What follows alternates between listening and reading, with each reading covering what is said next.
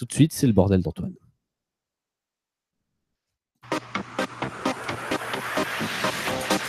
Eh oui. Tout de suite. Le bordel.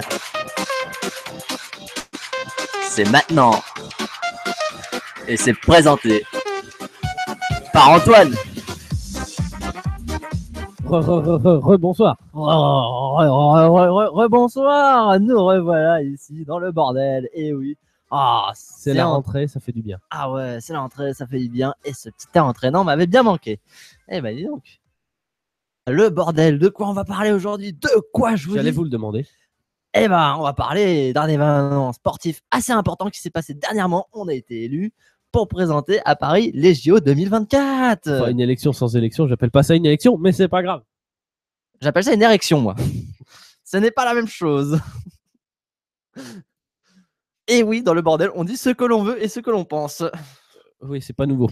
Ah bah ouais, non, c'est pas nouveau. Ah, c'est bien pour ça que je suis là, votre fidèle serviteur de la perversion. Voilà. On peut m'appeler comme ça.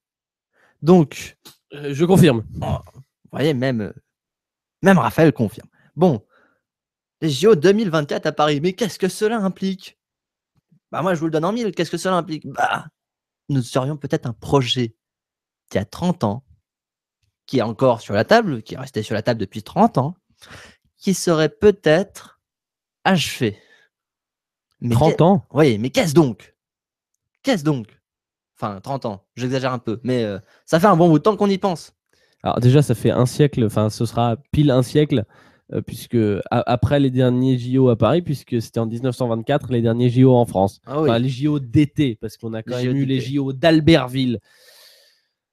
Que je dise pas de bêtises. Enfin bon, bref, des JO d'hiver, je crois que c'était dans les années 70. Oui, je sais plus exactement quand. Je vais retrouver, mais on retrouvera. Albertville. Donc, c'est le projet du Grand Paris, oui. Je vous le donne en mille. Ah, mais c'est beaucoup plus vieux que ça. Ça date du général de Gaulle. Ah bah, ça a presque 60 ans. Ça a presque 60 ans, vous voyez, mais c'est sur la table depuis presque 30 ans.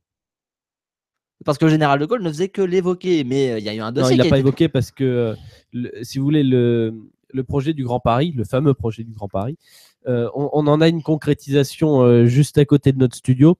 Ça s'appelle le RER. Oui, mais le RER... On en a une concrétisation autour de Paris, ça s'appelle le périphérique. On en a d'autres concrétisations avec le Transilien direct qui va jusqu'à Fontainebleau. Enfin non, qui va jusqu'à Melun direct. Mais tout ça, tout ça, c'est lié au Grand Paris. Alors bien sûr, ça continue.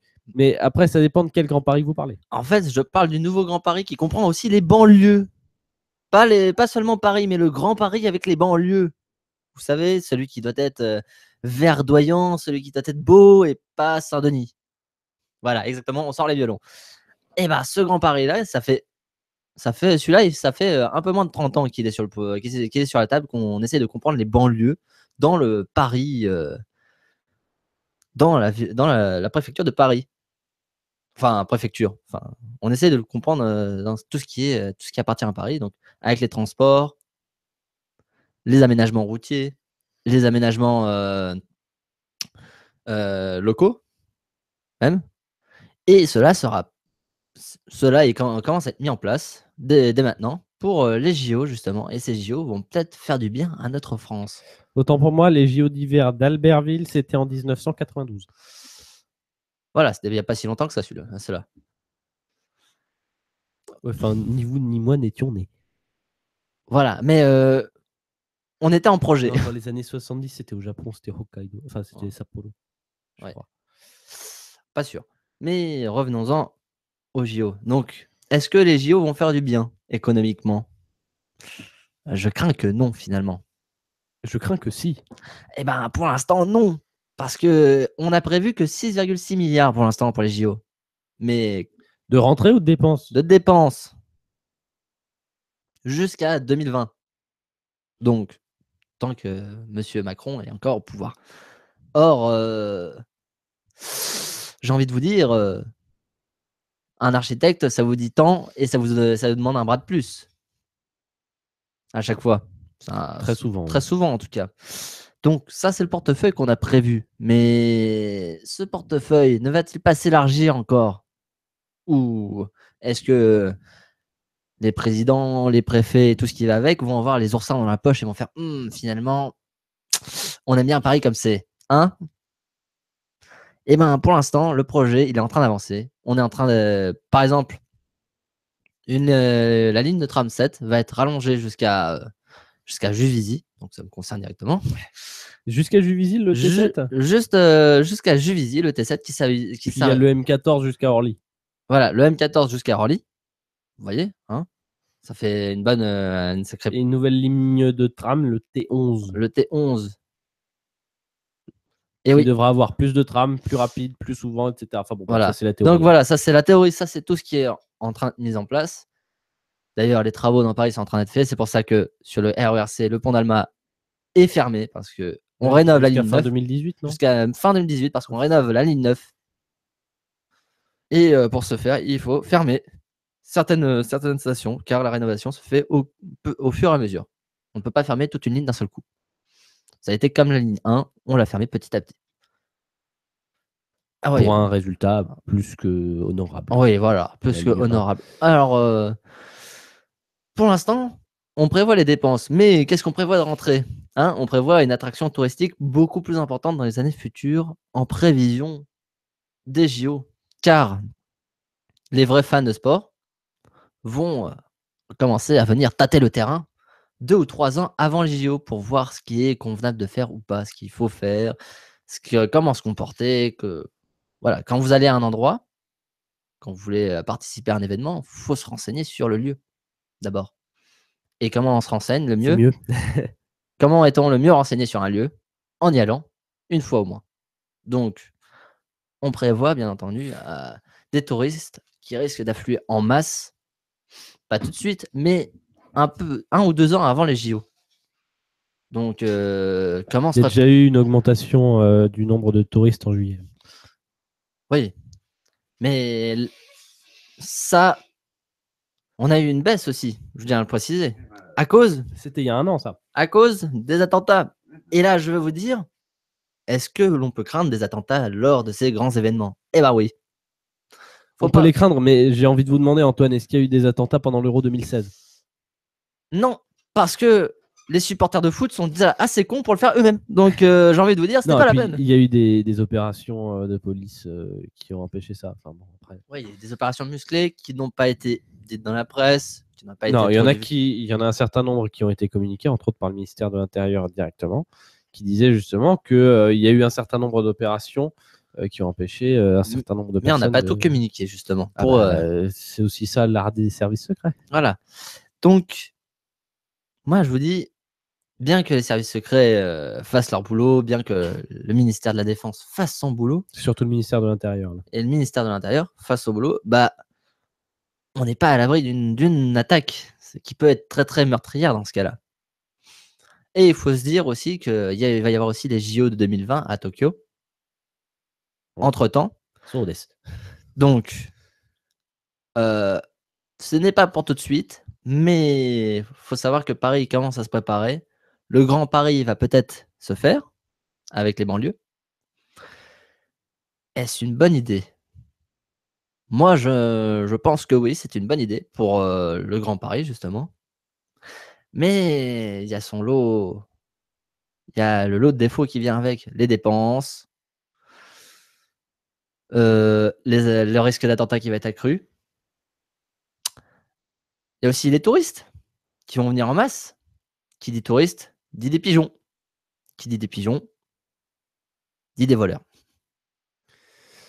Oui, il y a 2 volets à pigeons. C'est d'un côté, ils dépensent des sous et ça rapporte de l'argent. Voilà. Et de l'autre, il y a le risque de se faire voler. Enfin, oui, mais l'argument du risque d'attentat, enfin, je suis désolé, mais pour moi, il a rien à faire là. Enfin, le risque augmente pas avec les JO.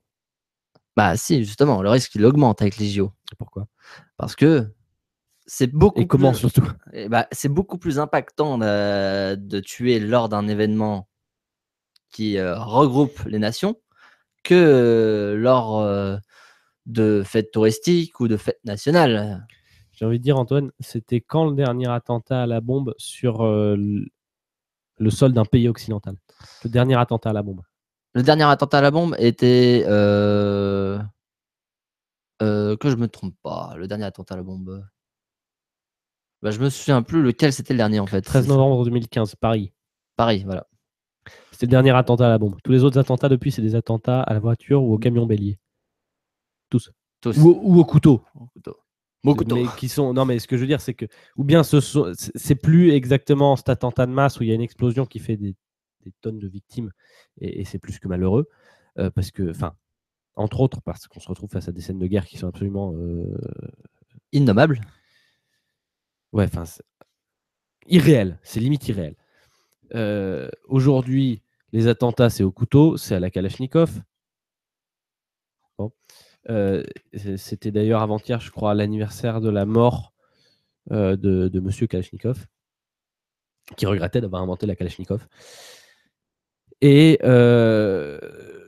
des attentats low cost, malheureusement, à la voiture bélier, au camion bélier, et ça, on n'y peut rien.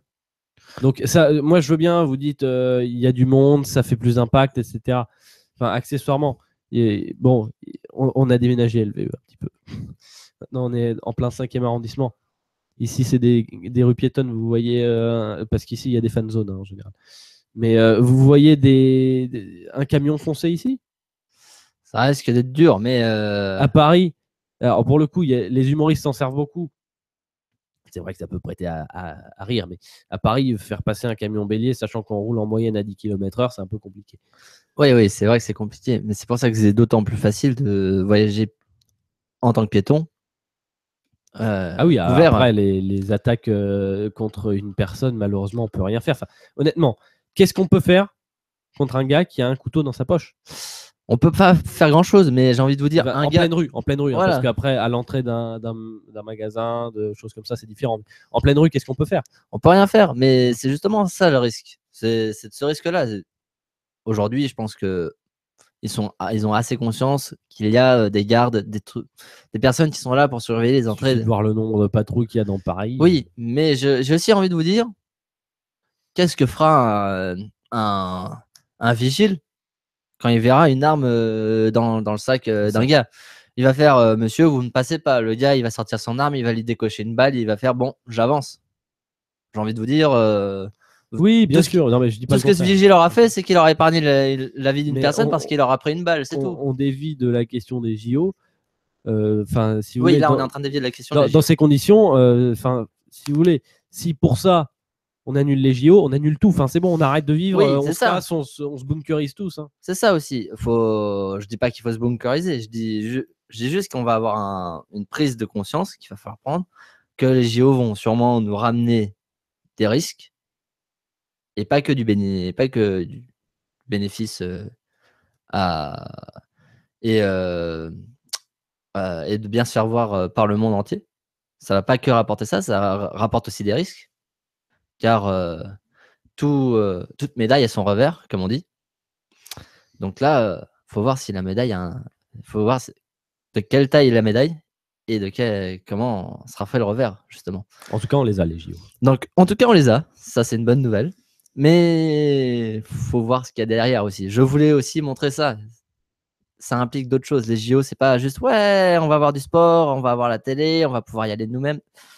Il y a plus en jeu que ce qu'on peut le croire lors des JO. Vous avez voulu me coller. Allez. Alors moi, je vais essayer de vous coller aussi. Allez. Une petite citation. Je sais, ça n'a rien à voir avec ce qu'on vient de dire, mais je m'en fous. Une petite citation. Une petite vengeance plutôt. Certains l'avaient trouvé, puisque je l'avais déjà cité juste avant les vacances, mais bon, vous n'étiez pas là. C'est ballot. Hein. C'est ballot. Le meilleur moyen de casser une noix, c'est de larguer une charge atomique dessus.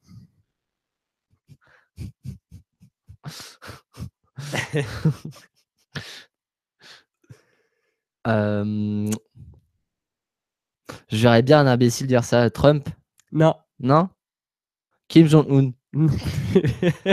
Ah merde, c'était les deux seuls imbéciles que je pouvais voir dire ça. Il y en aurait-il un troisième? C'est pas une déclaration. Ce n'est pas une déclaration. Bah.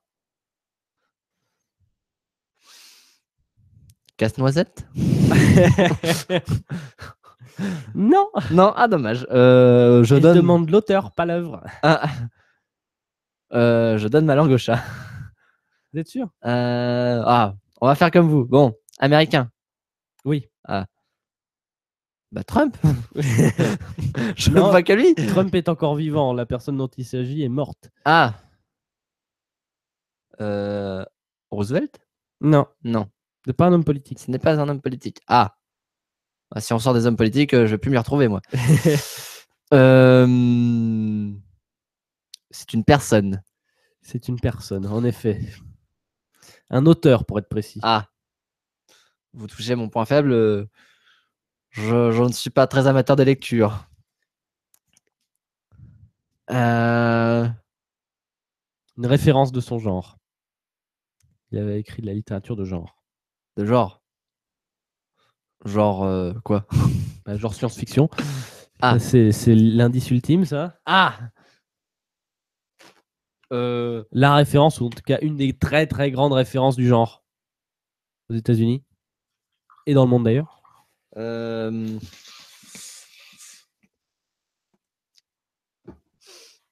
auteur. Auteur-réalisateur? Auteur seulement. Bah alors non, je ne vois pas. Isaac Asimov. Asimov. Oh bah dis donc.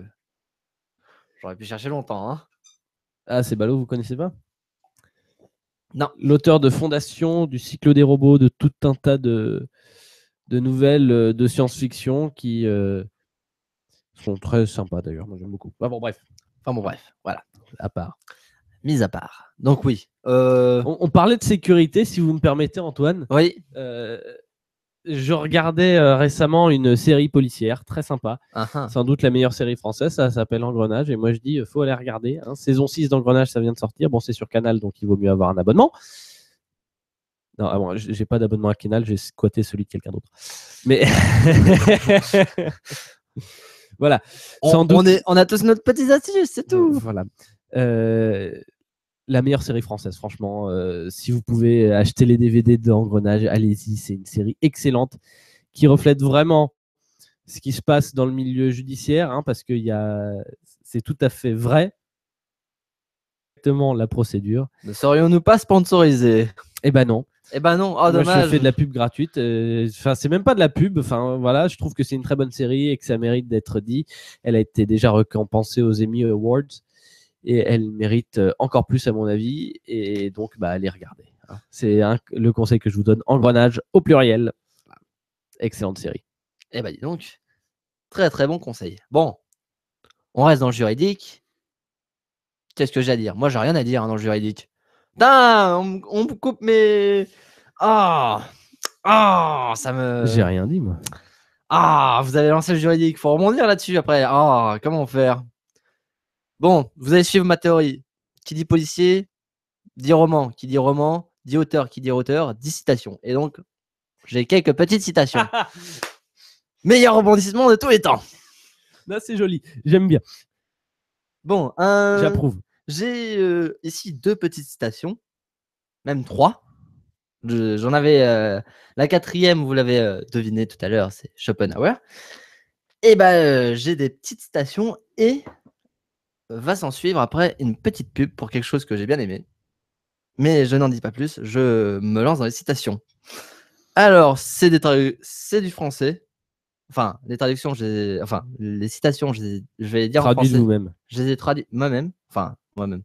Je les ai traduites via Internet.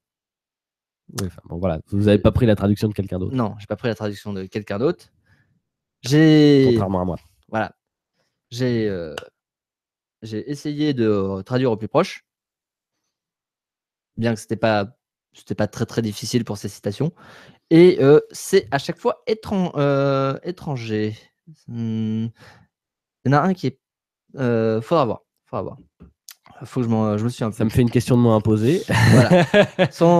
Comme ça, voilà, on va aller plus vite. Donc, premier, qu'est-ce qui est mauvais? Qu'est-ce qui est mauvais? Tout ce qui vient de la faiblesse. C'est vivant? Non, alors là, c'est plus vivant du tout. Hein. Genre, c'est mort et enterré depuis un petit moment? Ouais, bien un petit moment, ouais, quand même. Anglophone? Non. Oh non, un anglais ne dirait pas ça. Germanophone. Oui. C'est plutôt ouais, allemand. Genre bien allemand. Bien allemand. Frédéric II. Ah non. Ah non. C'est pas un homme politique. Non. C'est pas Un un auteur. Oui, c'est un auteur. Philosophe aussi. On a vu ça en cours de philosophie d'ailleurs. Freud. Non. Merde. Ah non, si c'est pas Freud, c'est l'autre.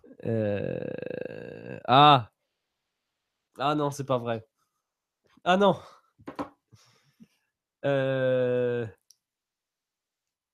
Si c'est pas Freud, c'est. C'est l'autre. Oui, mais l'autre, justement, je le connais, ça m'énerve. Ah, vous l'avez au bout de la langue, vous le sentez. Oui. Il n'a pas fait de philosophie politique.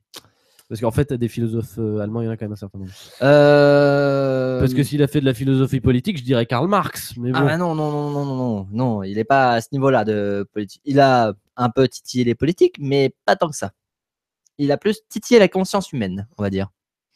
Oui, non, mais si c'est pas Freud, c'est l'autre. Oui, voilà, c'est ça. Et c'est pas Schopenhauer. Bah non, je vous ai dit que c'était un philosophe, pas un scientifique. Oui, mais Schopenhauer. Et aussi, voilà. et aussi, bon. Mais là, il est plus philosophe. Il est beaucoup plus philosophe qu'il n'était 18e scientifique. siècle. On est dans la même catégorie. Peut-être un peu plus jeune, il me semble. Je suis plus très sûr des dates. Il faudrait que j'aille voir. Internet est mon ami. Hein. Ah oui, Internet est mon ami. Que je raconte pas de sottises, hein, comme tout à l'heure. J'imagine qu'il a écrit des œuvres que si jamais vous me les dites, je trouve tout de suite le nom de l'auteur. Oui,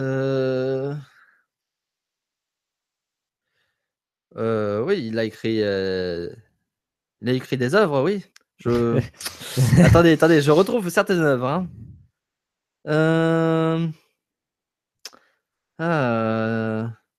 Alors, voyons. Quelques œuvres.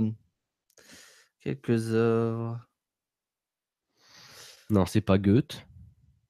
Alors là, non. Goethe il était surtout auteur. Ouais. Je vous parle d'un philosophe, hein. Pas d'un auteur. Oui. Ce n'est pas la même chose. C'est pas vrai. Que je retrouve. Je vais vous donner une autre citation de sa part. L'homme est un animal dont les qualités ne sont pas encore fixées. C'est une de ces citations assez célèbres. Sachant qu'on parle de la citation, qu'est-ce qui est mauvais? Tout ce qui vient de la faiblesse. Il est allemand et Freud était un peu son opposant. Ah merde. Ah, je le sais. Un nom d'œuvre, une œuvre. Un nom d'œuvre. Nietzsche. Oui, bravo, vous l'avez eu. Il est assez connu. Bah, mais il fallait juste retrouver le nom. Fallait avoir. Ah, vous aviez Freud, je me suis dit, il va tout de suite le trouver, mais non. C'est juste que je savais, je visualisais, hein, Dieu est mort, mais voilà, je retrouvais pas le nom. Ah, bon. Sur ce coup-ci, un Américain. Bon, je ne sais pas grand-chose sur lui, par contre, hein, donc je ne vais pas pouvoir vous indiquer. Je vais demander à mon ami Wikipédia de m'indiquer vos réponses. L'homme est le seul animal qui marchande. Steinbeck. Aucun chien n'échange d'os avec un autre. Pas Steinbeck? Non, ce n'est pas Steinbeck. Attendez, je vais d'abord confirmer que c'est bien un Américain. D'après ce que j'avais lu, il est américain. Mort? Il est mort, oui. Auteur?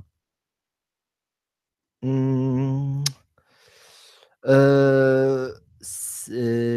est auteur, il est plus philosophe. C'est un philosophe économiste. Non, c'est pas Keynes. C'est pas Keynes. Non, ce n'est pas Keynes. C'est pas Smith. C'est Smith? Si, c'est Smith. C'est Adam Smith? C'est Adam Smith. Eh oui. Anglais. Il était anglais. Bah voilà, vous voyez. 18e siècle. Non, c'est bon, là je le connais, je suis repéré. J'ai dit américain. Fondateur du libéralisme. Voilà. Bravo. Et sa grande œuvre, c'est De la richesse des nations. Bah, dis donc, même Wikipédia m'aide pas beaucoup sur ce coup-là. Bah, en fait, moi je dis De la richesse des nations, mais le titre est beaucoup plus long que ça. Oui, c'est. D'après ce que je vois voir, il est vachement long. Alors.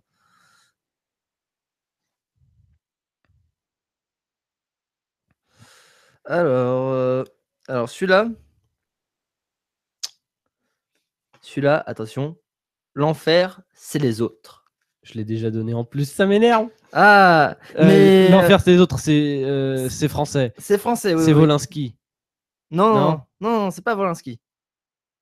Non. Ah, l'enfer, c'est les autres. Des proches. Non, je vais vous donner l'une de ses plus récentes. Il est encore vivant? Bah non.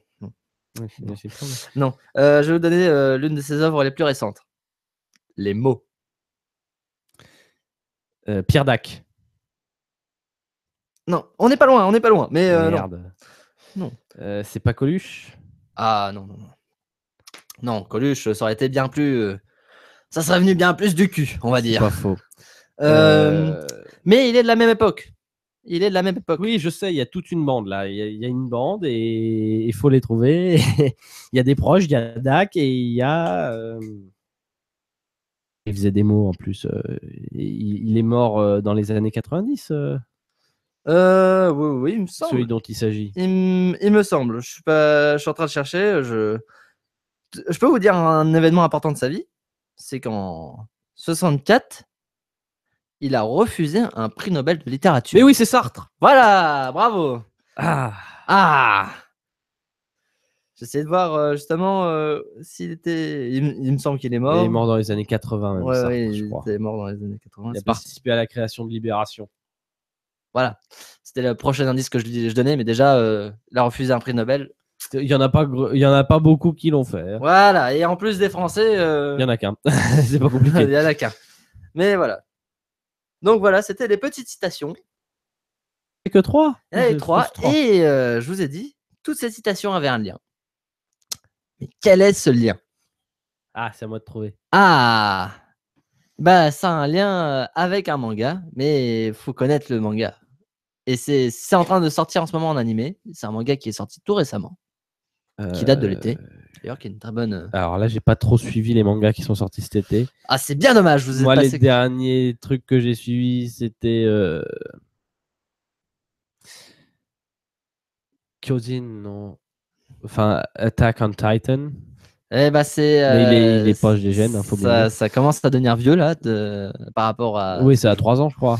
Ouais, 2014 ou 2015 2014. Ouais, donc ça a 3 ans. Et puis, Même 2013 commençait la sortie manga. La sortie papier. Terror in Resonance aussi, c'était un très bon manga. Oui, non, mais ce n'est pas ça. Mais c'est pas ça. Bah, le manga, c'est The Classroom of the Elite. Ah, mais oui. C'est un manga, c'est un anime. Enfin, c'est un manga et un animé. L'animé est sorti là cet été. Il continue encore là pour quelques épisodes. Et c'est un très très bon manga car il vous fait réfléchir sur vous, sur votre place. Et bien entendu, à chaque début d'épisode, vous avez une petite citation. Comme dans les versions papier, vous avez une petite citation entre certains chapitres. Et ces petites citations sont toujours en rapport avec ce qui va se passer dans le manga ou dans l'épisode. Donc, qu'est-ce qui est mauvais? Tout ce qui vient de la faiblesse, ça c'est le premier épisode. Et ce manga, justement, nous explique, nous donne comme situation des élèves qui entrent dans la meilleure école de tout le Japon. Mais une fois que tu y entres, tu es en internat, tu ne peux pas sortir de cette école, tu y restes jusqu'au bout. Et ils ont leur propre monnaie, qui sont les crédits qu'ils accordent à chaque élève. Ces crédits sont donnés en fonction des points que tu as en classe. Mais Des notes, quoi. Des notes, oui. Mais il faut savoir que ce n'est pas ta note personnelle, c'est les notes collectives de la classe. Et tu es rangé en fonction de tes compétences. Donc, si tu es très bon, tu seras dans la classe A. Si tu es le moins bon, tu seras dans la classe D. Et bien entendu, le déséquilibre se fait ressentir dès le début, car les crédits sont accordés à échelle équivalente le premier jour Et dès la fin du mois, on peut voir que la classe D n'a plus de crédit alors que la classe A continue à avoir des crédits astronomiques pour acheter ce qu'ils veulent. Et donc, il faut voir la survie des élèves de la classe D à travers l'école et ses années. C'est un peu la trame du manga. Et bon, je vais pas en dire beaucoup plus parce qu'après, je vais vous gâcher tout le plaisir. Ça, déjà, Faut pas spoiler. Faut pas spoiler, c'est pas bien. Mais déjà, je vous ai un peu introduit la mentalité. Donc, c'est vraiment porté sur la réflexion, ce qui se passe, quelle est ma place dans la société, qu'est-ce que je vais faire, pourquoi je fais des études.